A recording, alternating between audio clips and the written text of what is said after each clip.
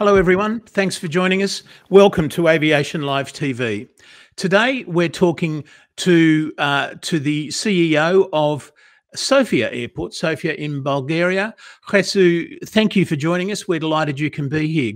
What's keeping you awake at night in Sofia, do you think? Or at the airport, anyway?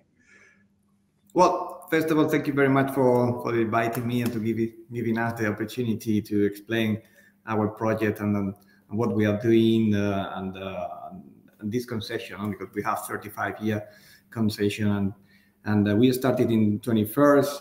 And the main things that during this first 1.5 years, what we've been doing is preparing the airport for the very, very big transformation, because we have a very ambitious goal to become a 5-star regional airport. No? So if we achieve this, we'll become the first 5-star regional airport in Europe, and this is our ambition. No? The idea is we are targeting 2028 this goal, and there is a huge transformation to be done because we are taking over this airport from the public hand, and we are bringing the best practice in the airport industry to make it happen. So what do you mean by a 5-star airport? You've currently got about 3.5 million passengers.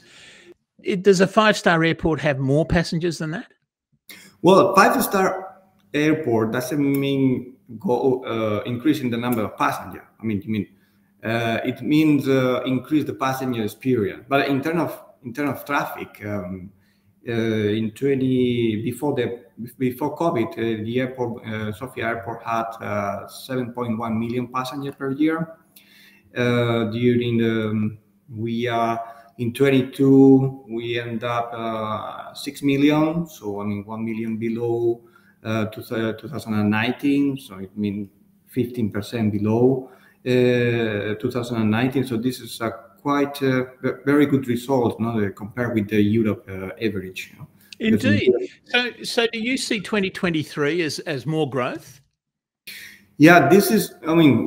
I like to be cautious in this forecast because, in one hand, there is a huge appetite in the market for Bulgaria and for Sofia Airport, because we are very active with the airlines during 21, 22. We've been super active talking with our airlines, and there is a huge appetite for coming and to open new route and destination, and this is what we are seeing in the bookings and in our slot system. There is in our negotiation during 22, we are bringing an additional 1 million seats for 23 compared with 22.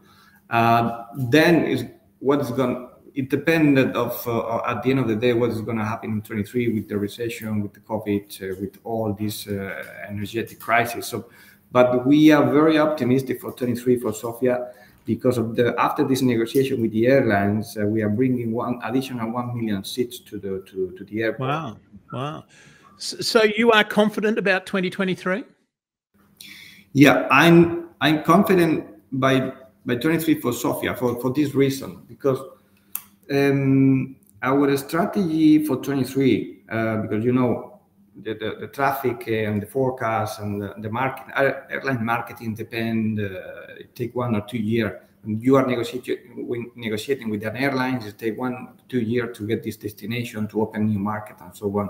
And we started to prepare our strategy for 23 in 21, and our strategy was based mainly in 3 areas. The first is to increase our connectivity with the main hub in Europe and Middle East, with the legacy carrier, and we are achieving this target, because we are in 23. We are opening new routes to main hub with legacy carrier.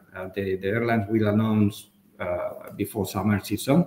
The second strategy is based in the point-to-point, and this is made by the low-cost carrier. So with the main low-cost carriers in Europe, we negotiate with them this 1 million additional seats for 23, with additional destination route and so on, even additional aircraft base in Sofia. And the third strategy is based in increasing our tour operation and also long haul through tour operation. So it was planned right. 2 years ago, and now it's happening during 23. That's the reason I'm optimistic. But I'm a little bit cautious because of this recession that is floating. Well, indeed, quite optimism, perhaps we should call it. Two questions come out of that, I think. Do you see your traffic growth principally being from within Europe, or do you see it from being outside of Europe? And you said a bit of both, I think. And secondly, how important will China be in all of that? Well, mainly our market is 90% Europe, and we are targeting Middle East. In fact, in 23 we are opening a very important route to Riyadh. There is a huge market in Middle East. We are starting to think about it in 21, and it's happening now in 23.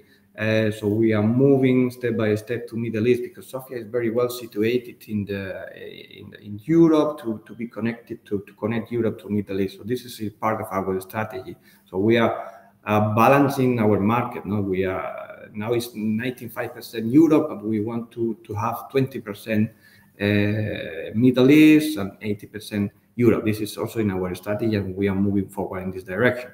Then talking about Asia and China. So as our market is mainly based in Europe and Middle East, we are not too much impact, but at the end this is impacting globally because, as I mentioned before, our first strategy is to connect Sofia with the main hub in Europe. So, and the main hub in Europe are connecting with China. So we are losing this percentage that is coming from China. It's a small percentage, less than 1-2%, but not impacting too much in our case. Right. So, and are you worried about, I mean, you talked about the recession, the possible recession. Are you worried about COVID and those sorts of issues? What have you done to address the COVID issues? Well, this is, I think the whole industry has been learning a lot during the last 2 years. And we are in a much better position in terms of facing a new COVID. At the end, it's happened because the airport industry, the airport, are now prepared to quickly implement measures, coming from the authorities. But I think the most important lesson learned from these 2 years is that the airport needs to be super flexible, need to be to adapt, because we have during 21, during 22, we see that during summer we have huge recovery, and then in winter we have again a down in the traffic. So this is very stressful for the airport and from the airline. So we are learning to adapt and to be super agile and flexible. And this is what we are now much better prepared in 23. This is happening again. We have a new variant and oblige us again to the authorities start to ban some kind of flights. So, and this is linked with we are going quickly through the digitalization and automation, because you're ahead of me. I was going to ask you what sort of digitalization and those sorts of issues do you think will be helpful? It's mandatory. I mean, combination of automation and digitalization. Because if you see what happened during the last summer, I mean, the airport was shortage of the workforce, mainly in handling and security, and the industry is moving to try to implement automation in handling and security, and this is also helping us because this kind of crisis is more and more frequent, and it's happening more frequently. So we need to adapt. We need to accelerate the investment in automation and digitalization to avoid depending too much in the shortage of the workflow, of the workforce. And this is what we are now investing, especially in the digitalization. In Sofia, we have an advantage because we are practically starting from the scratch. I mean, the airport during the last 2 decades, during the last 20, 30 years, has been managing the airport manually. I mean, managing the operation, everything manually without any system. So we are doing directly from the scratch to the state-of-the-art digital solution in the airport industry. An interesting technological leapfrog. Yeah. Yes. We've only got about 30 seconds left, I'm afraid. So if I was to ask you one thing that worries you each? What keeps you up at 3 o'clock in the morning? What do you and think, oh my gosh, what have we got to worry about next? Well, in an airport, I mean, as a CEO of an airport, and you have the responsibility of the operation. I mean, for me, this is my responsibility as an airport and operator is to secure the safety and security of the operation. So this is my main priority, and to secure that the team is prepared, is training, we have all the resources available, and that everything is not only safety and secure, but also on time.